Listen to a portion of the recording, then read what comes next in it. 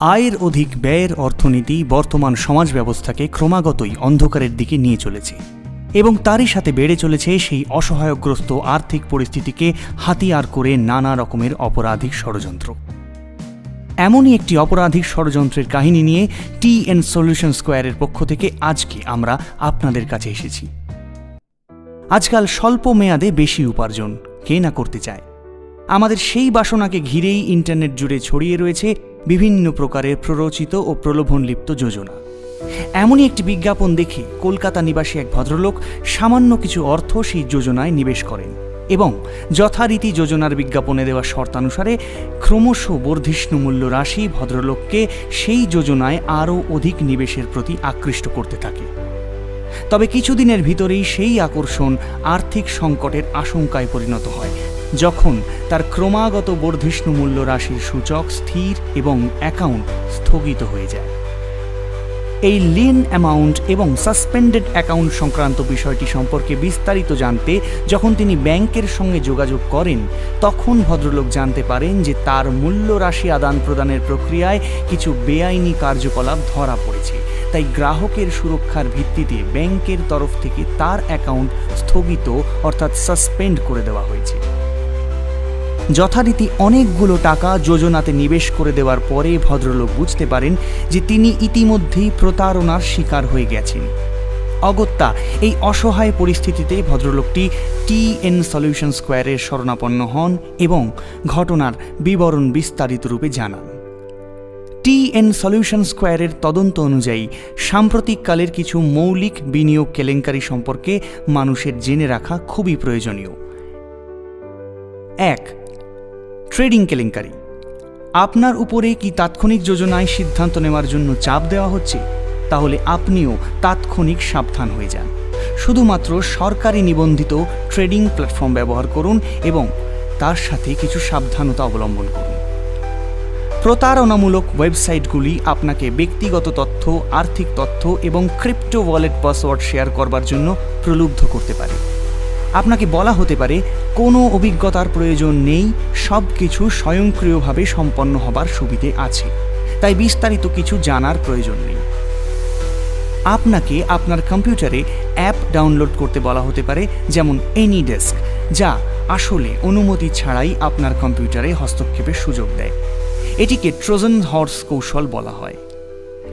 আপনাকে একটি অবিশ্বাস্য প্রস্তাব দেওয়া হতে পারে যা বাজার মূল্যের তুলনায় অনেক কম নিবেশে উচ্চ বৃদ্ধির নিশ্চয়তা দেবে, কিন্তু যখন আপনি টাকা তোলার অনুরোধ করবেন তখন আর কারো সাথে যোগাযোগ করতে পারবেন না। 2. সম্বন্ধীয় পক্ষপাতিত্ব কেলেঙ্কারি।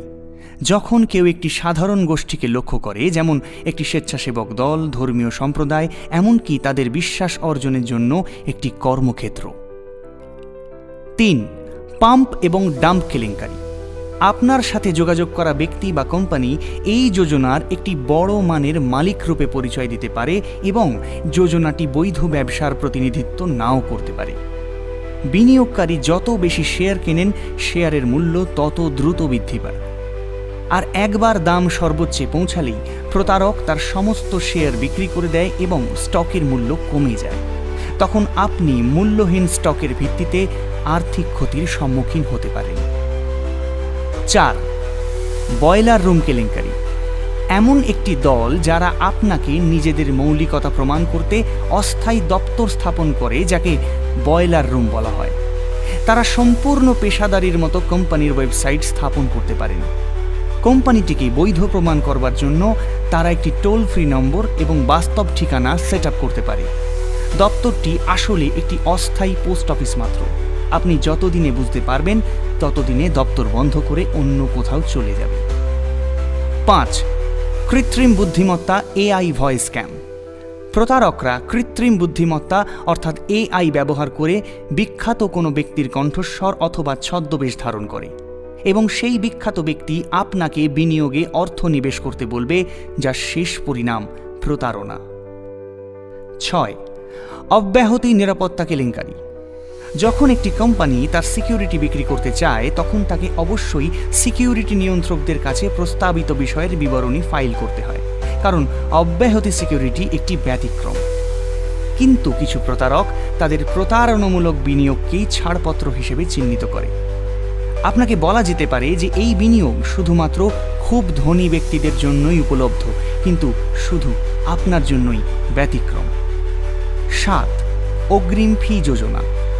ভুক্তভোগীকে উল্লেখযোগ্যভাবে আরও বেশি মূল্যরাশি পাইয়ে দেওয়ার প্রতিশ্রুতির ভিত্তিতে অগ্রিম টাকা দিতে রাজি করা। প্রতারক টাকা তো নেয়, কিন্তু প্রতারণার শিকার ব্যক্তি আর কখনো তাদের খুঁজে পায় না। এমন অনেক মানুষ যারা বিনিয়োগ কেলেঙ্কারির মাধ্যমে আর্থিক ক্ষতির সম্মুখীন হয়, তারা কখনোই ভাবেনি যে এটি তাদের সাথে ঘটবে। তবে যে কারোর সাথেই এটি ঘটতে পারে। সাধারণত বিনিয়োগ সংক্রান্ত কেলেঙ্কারিগুলি কিভাবে বাস্তবায়িত করা হয় তা জেনে নিজেকে রক্ষা করুন এবং সর্বদা এই সতর্কীকরণ চিহ্নগুলির দিকে নজর রাখুন। আগামী দিনে টিএন সলিউশন স্কোয়ারের পক্ষ থেকে এমনই কিছু অপরাধী ষড়যন্ত্র ও প্রতারণার কাহিনী নিয়ে আমরা আপনাদের কাছে আবার আসব। নমস্কার।